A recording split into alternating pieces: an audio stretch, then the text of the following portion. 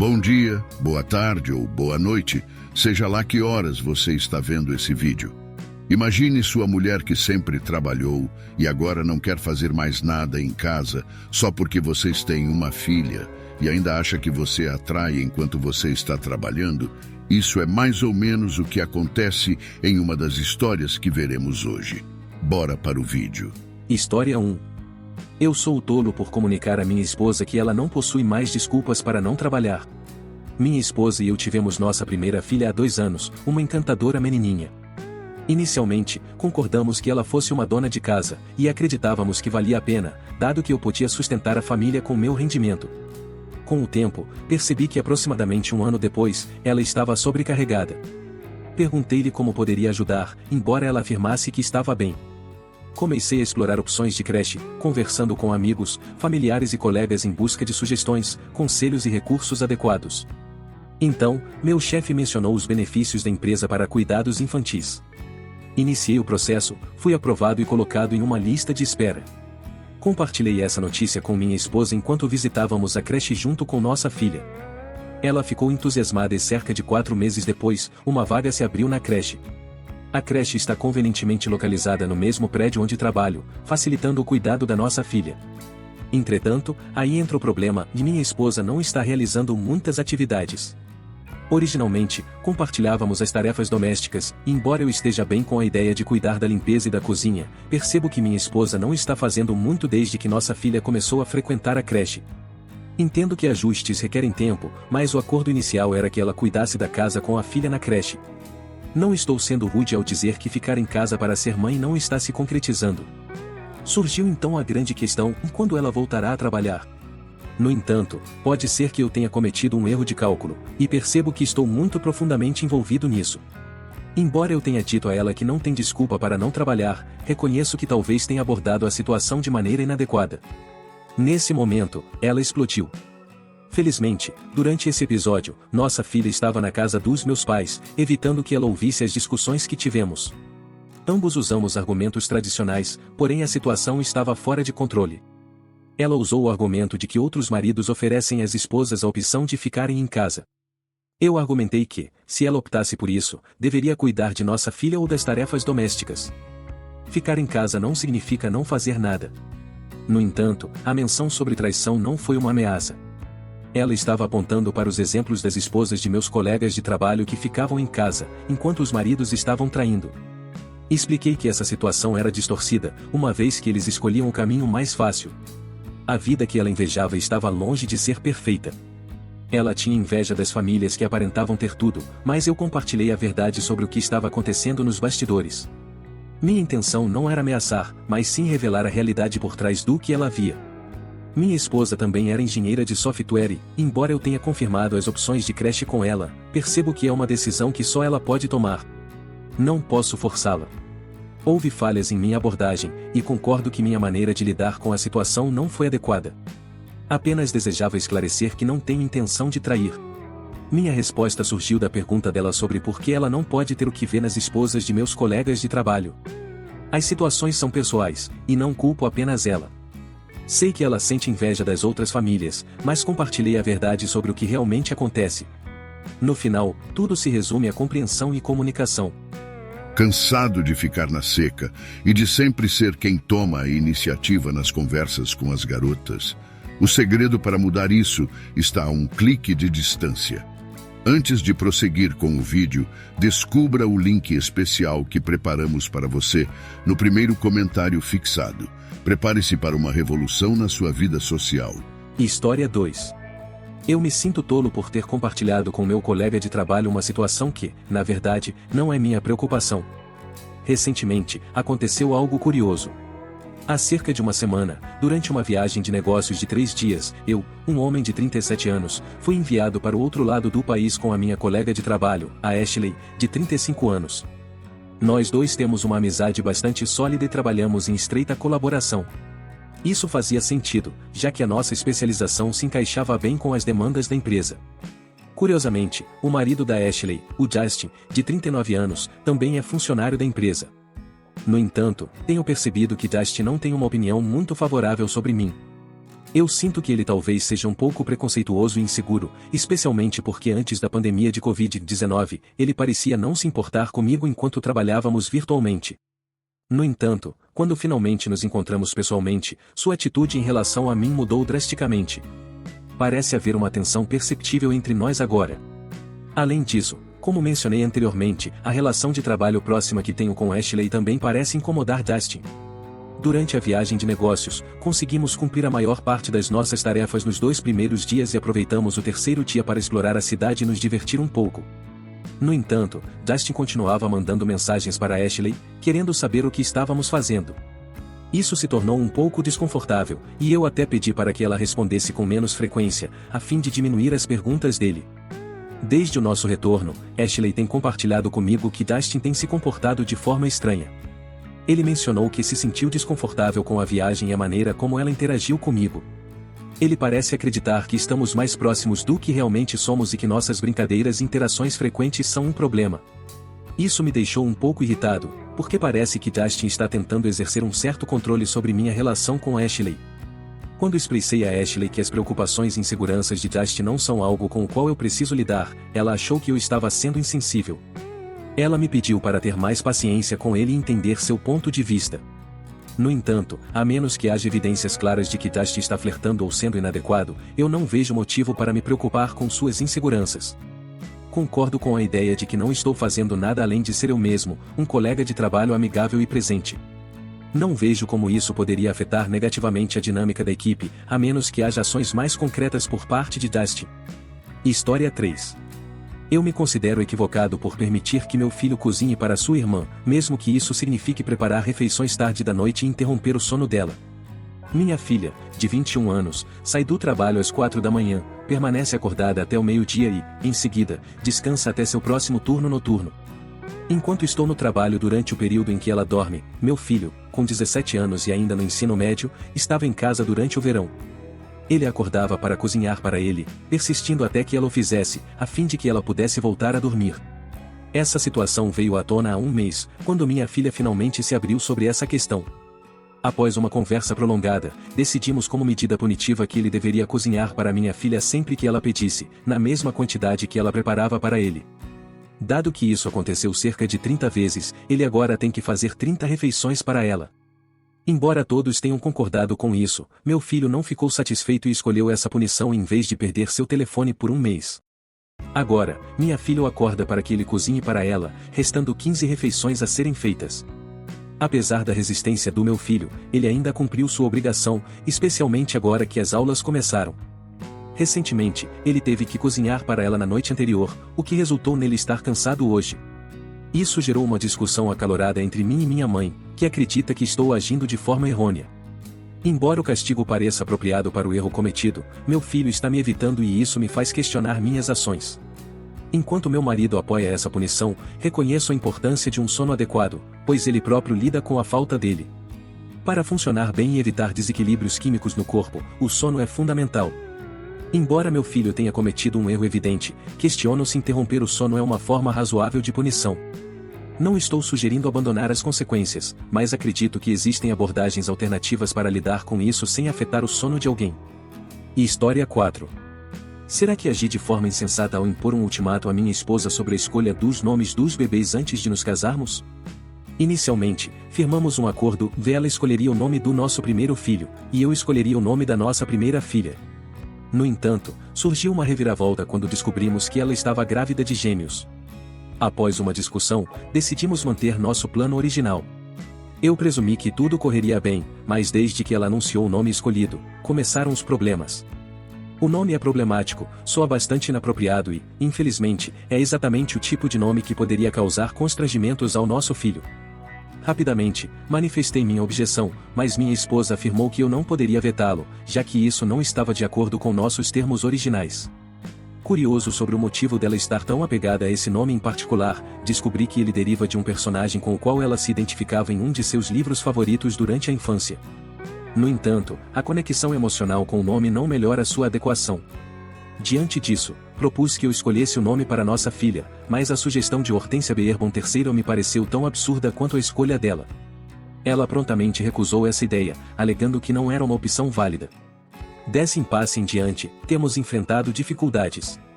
Eu não planejo realmente dar esse nome à nossa filha, e suspeito que minha esposa esteja ciente disso. Minha intenção era apenas fazer com que ela visse o erro potencial que estava cometendo, porém, ela se mantém firme em sua escolha. Nossa discordância se intensificou recentemente, chegando ao ponto em que ela insinuou que poderia decidir dar à luz em outro lugar, sem a minha presença, a fim de ter controle total sobre o nome da criança. Considero essa ideia desnecessária, especialmente porque tenho uma viagem de negócios inadiável de uma semana marcada cerca de um mês antes da data prevista para o parto. Para contornar a situação, pedi ao meu irmão para ficar de olho nela durante minha ausência, mas compreendo que ele não pode supervisioná-la constantemente. Acredito firmemente que a escolha do nome dela é inadequada e pode acarretar problemas futuros para nosso filho. Por outro lado, minha esposa alega que estou sendo excessivamente controlador e dramático. Estamos ambos irredutíveis em nossas posições, e a situação chegou a um nível em que ela menciona a ideia de desaparecer para dar à luz sem minha presença. Isso me faz refletir se as coisas foram longe demais. Embora eu possa não ser um tolo por expressar minhas preocupações intensas, fica claro que nossa dinâmica enfrenta sérios problemas quando chegamos a esse ponto. O fato de ela considerar a opção de sair para controlar a situação também é um sinal revelador. Em última análise, considero que a culpa recai principalmente sobre mim. Concordamos inicialmente com esse acordo e agora, ao recuar, me torno o principal responsável. A lição a ser aprendida é evitar fazer promessas com as quais não estamos verdadeiramente confortáveis. História 5. Eu sou considerado tolo por ter expressado à minha meia-irmã que não é viável para ela realizar o casamento dos seus sonhos no local escolhido. Isso ocorreu após ela me acusar de ter subtraído essa oportunidade. Estou planejando meu casamento para o próximo ano e já venho organizando todos os detalhes há 6 meses. Decidi cedo pelo lugar e, por coincidência, é exatamente o mesmo lugar que minha meia-irmã de 27 anos sempre ambicionou para seu casamento. Quando anunciei à família que tudo estava acertado, a reação de Lucy foi explosiva. Ela me taxou de indivíduo traiçoeiro e insensato por ter optado por esse local, sabendo que era o cenário dos sonhos dela para a cerimônia. Eu compreendo a decepção dela, entretanto, considero essa reação exagerada por 2 razões. Primeiramente, o local em questão é muito renomado e inúmeras pessoas já se casaram lá ao longo dos séculos, fazendo dele um marco cultural com uma história rica. Eu também nutro um amor pelo local que se estende por mais de 10 anos. Adicionalmente, nada está impedindo Lucy de se casar lá no futuro, caso ela assim deseje. Contudo, os custos associados a um casamento nesse local são astronômicos. Tanto meu noivo quanto eu estamos cientes de que, ao escolhermos este local, estamos nos comprometendo com um evento de um certo padrão de gastos, considerando as famílias de ambos os lados. Embora estejamos confortáveis com isso, admito que os custos são impressionantes. Embora eu não revele o valor exato, ao tentar negociar o preço com o organizador do casamento, sugeri a possibilidade de R$100 mil, mas essa proposta foi descartada com risos, indicando que o local não seria disponibilizado por esse montante. Compreendo que Lucy sempre expressou o desejo de escolher esse lugar, porém, é raro as pessoas escolherem um local tão distinto para seus casamentos. Lucy me acusou de estar copiando sua ideia, o que tentei negar e me desculpar. Expliquei que minha escolha de local não deveria afetar a possibilidade dela se casar lá no futuro, e inclusive ofereci cortar os convidados do lado da família dela para minimizar a sobreposição, mas nada amenizou a situação. Ela estava furiosa, me chamando de traiçoeira e ardilosa. Com o tempo, minha irritação também cresceu. Perguntei a mim mesma se deveria ter evitado escolher o local que eu desejava, apenas para o caso de ela querer realizar um casamento caríssimo um dia. Parece absurdo.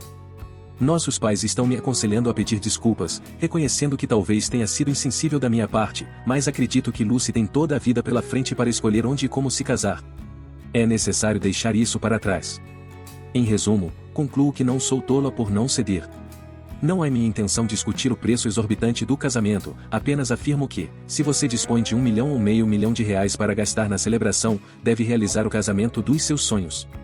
No que me concerne, já estou fazendo o máximo possível, incluindo oferecer cortes na lista de convidados e fazer concessões para garantir que esse casamento luxuoso não prejudique Lucy de forma alguma.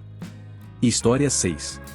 Eu reconheço minha falta ao não deixar claro que não serviria bebidas alcoólicas em minha residência, sendo eu responsável por essa omissão.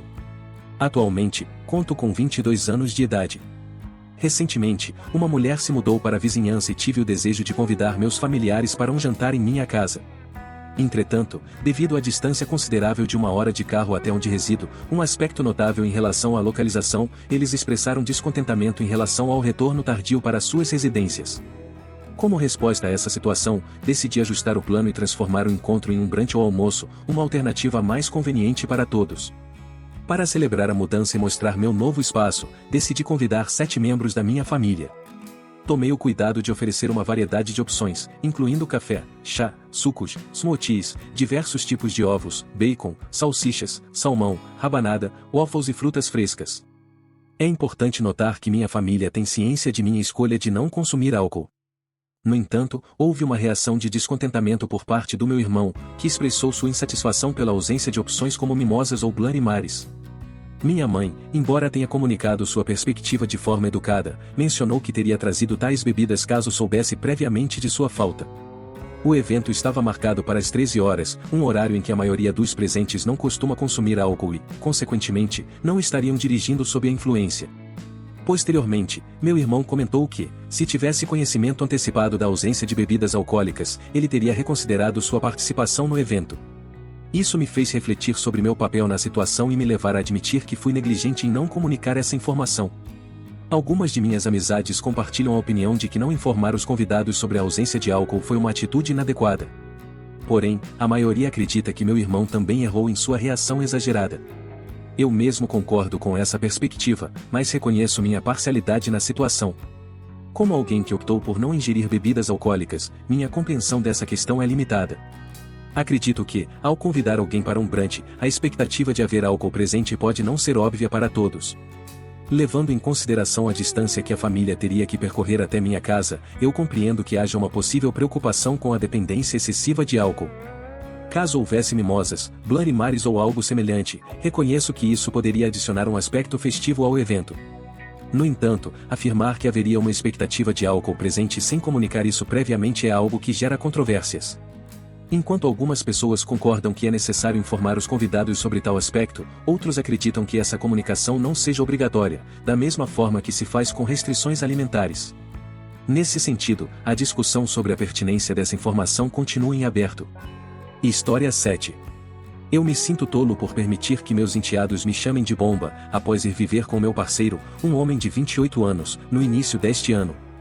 Ele é pai de 2 filhos, uma garota de 4 anos e um menino chamado D, com 3 anos. As crianças têm uma custódia compartilhada, passando metade do tempo com o pai e a outra metade com a mãe biológica. Eu os conheci, bem como a mãe biológica, pessoalmente antes. Ela parecia ser uma pessoa decente, e nós nunca tivemos qualquer problema. Há alguns meses, mais ou menos 2 ou 3 meses atrás, começou a acontecer algo estranho. Enquanto eles se preparavam para dormir à noite, às vezes eles me chamavam de mamãe ou de maneira aleatória, e mais comumente, de ô mamãe. Foi uma situação estranha, mas eu entendia que eram crianças pequenas, então eu praticamente ignorei isso. Dei, o menino de 3 anos, só me chamaria de ô mãe ou por conta própria. Cerca de 1 mês atrás, enquanto Dei estava com seu pai e comigo, ele perguntou se seria ok me chamar de ô mãe. Até aquele momento, ambas as crianças me chamavam pelo meu nome, já que ainda não éramos oficialmente casados. Foi uma surpresa agradável para mim. Conversamos com eles e explicamos que estava tudo bem se quisessem me chamar de uma mãe ou algo semelhante. Dei deixou claro que, para ele, eu seria uma espécie de segunda mãe. A mãe biológica não quer se envolver muito com os filhos. Eles entendem que vieram do ventre dela, não do meu parceiro. Quando entregamos as crianças para ela, como é de costume, eu permaneço no carro enquanto ela sai com as crianças. Não é algo estranho, já que papai e eu sempre agimos assim.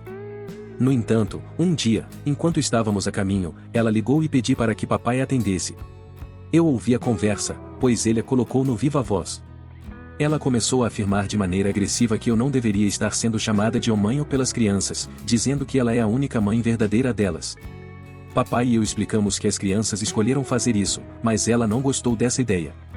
Ela continuou a expressar como isso machucava seus sentimentos e como era difícil ouvir as crianças dizerem que eu era uma mãe para elas.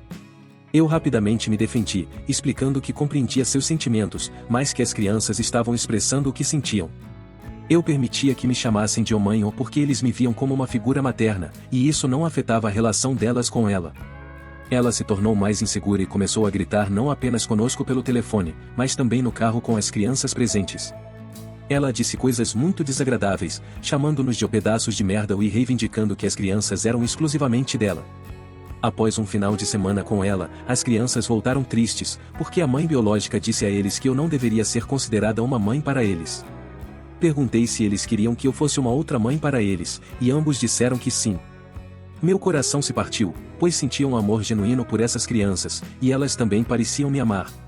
Eu entendo que a mãe biológica tem suas inseguranças e feridas, mas não acho que seja errado ser uma figura materna para as crianças. Se elas desejam isso e sentem essa conexão comigo, não vejo problema em seguir esse caminho. Compreendo que dói para ela, mas isso é algo que ela precisa trabalhar em si mesma. Ela não pode forçar as crianças a não nos amarem ou não nos verem como figuras maternas, especialmente quando estamos presentes em suas vidas desempenhando esse papel. História 8. Eu me sentiria tolo se fosse direto ao ponto com minha mãe sobre minha relutância em ter minha irmã na minha celebração nupcial. Meu noivo e eu estamos comprometidos e estamos debatendo possibilidades para o nosso casamento com nossas famílias. Uma das primeiras questões levantadas por minha mãe foi quem seria a dama de honra. Eu informei a ela que não planejava ter uma e, em vez disso, pretendia ter meus 2 amigos mais próximos desde a infância ao meu lado como homens de honra. Minha mãe incentivou-me a considerar incluir minha única irmã na festa de casamento, embora ela não contribua financeiramente para o evento. Apesar de eu ter meio que ignorado isso, ainda não definimos planos concretos para o casamento, mas ela continua trazendo o assunto à tona. Eu não desejo que minha irmã participe da minha celebração de casamento, pois sinto que fui negligenciado durante minha infância devido a ela. Sempre me senti invisível ao lado dela e lidei com uma autoestima baixa. Nossa vida girava em torno dos interesses dela, suas complicações com amigos e namorados, e esses eram os únicos tópicos discutidos em casa. Meus pais não me davam atenção, pois estavam totalmente envolvidos na vida dela. À medida que amadurecemos durante a adolescência, minha irmã teve conflitos com meu pai e se afastou dele. No dia da minha formatura na pós-graduação, ela recusou-se a tirar uma foto de família com meu pai, arruinando o jantar de comemoração.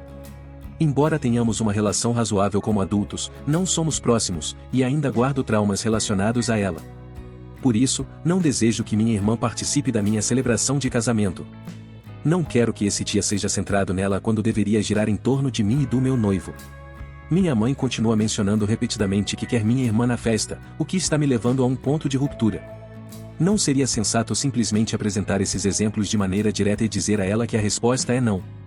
Acredito que não precisaria recorrer a exemplos específicos, a menos que a pressão continue. O mais importante é estabelecer firmemente que a resposta é não e que nosso casamento acontecerá da maneira que desejamos. História 9. É possível que eu seja considerado imprudente por ter comunicado a meu pai e ao parceiro dele que tem uma abordagem excessivamente avarenta, e que ao planejar o casamento para o inverno, estarão adquirindo uma enteada de 6 anos chamada Luna.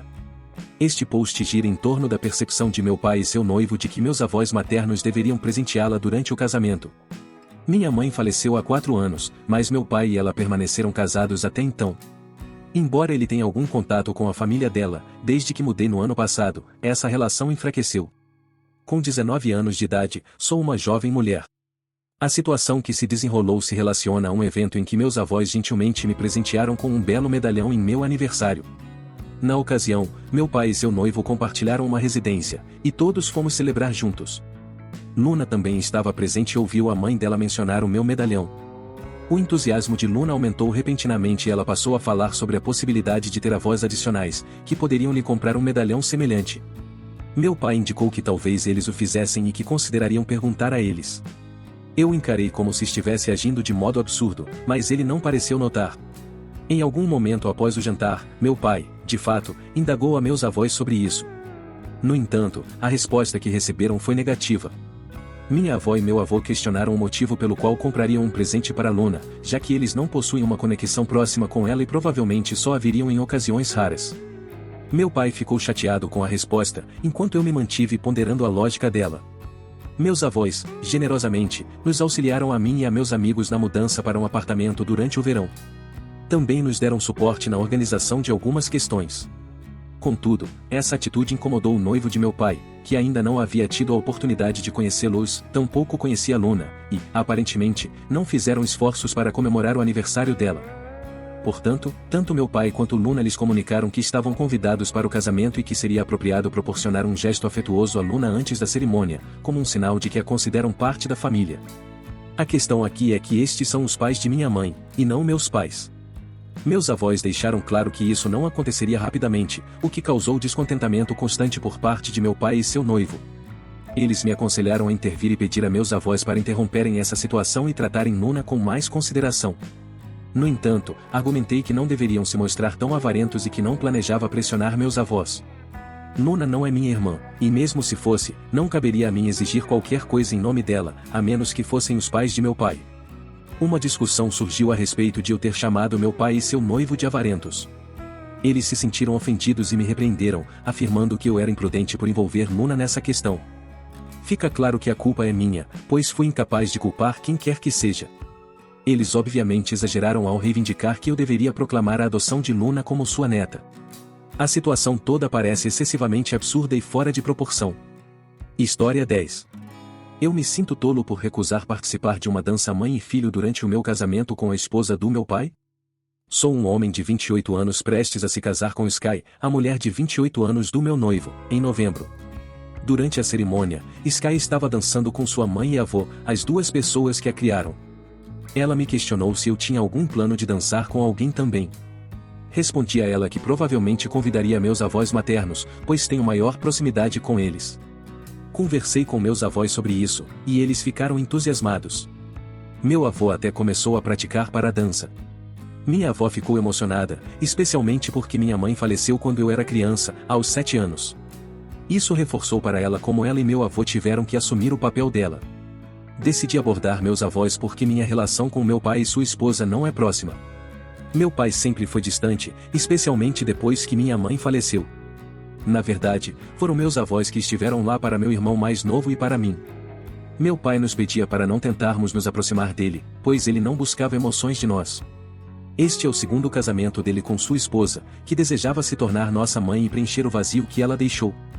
Por anos, meu irmão e eu a ressentimos por tentar ocupar o lugar da nossa mãe. Ela era uma figura estranha para nós, alguém que meu pai escolheu e que não significava nada para nós. Ela frequentemente ultrapassava limites, por isso, nunca consideramos nossa madrasta, apenas a esposa do meu pai. Meu irmão compartilha do mesmo sentimento, não achando que ela seja má pessoa.